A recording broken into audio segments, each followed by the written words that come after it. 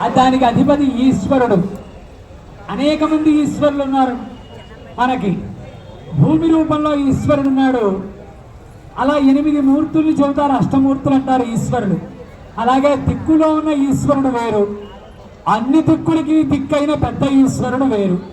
ఆయన తేజస్సే ఈశాన్య మూల ఉంటుంది.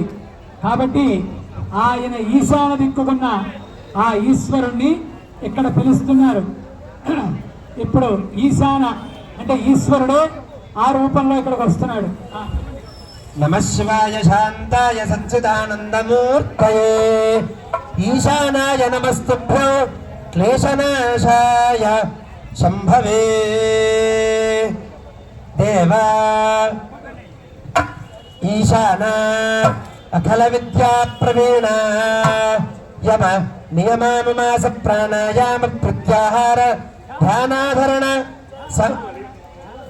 ధ్యానధారణ నిరత అణిమాధ్యష్ట గణైశ్వర్య నిరతిశయ నిజ భక్తి తత్వ నిజ తత్పితాత్పర్య శుద్ధ బుద్ధ ప్రభావ నిత్యానంద సద్భక్త జనమనస్సజోహర శ్రీ పరమేశ్వర లబ్ధవర ప్రసాద సారూప్య సామీప్య సురంద వితమిత బుధజన సంభావన వృషభేశ్వర వాహన శశిరవి వికీర్ణ శోభ పరిశోభిత జటాకోటి ప్రభాకర సజ్జన సజ్జన సుధార భస్మాద్ధూళిత నిర్మాణ గాత్ర లలాట నేత్ర కపాల శూల పరశు ఖడ్వాంగరచారు హస్త చతుష్టయ విశిష్ట ప్రభావ ధవళ వర్ణ ధవళాంబరధర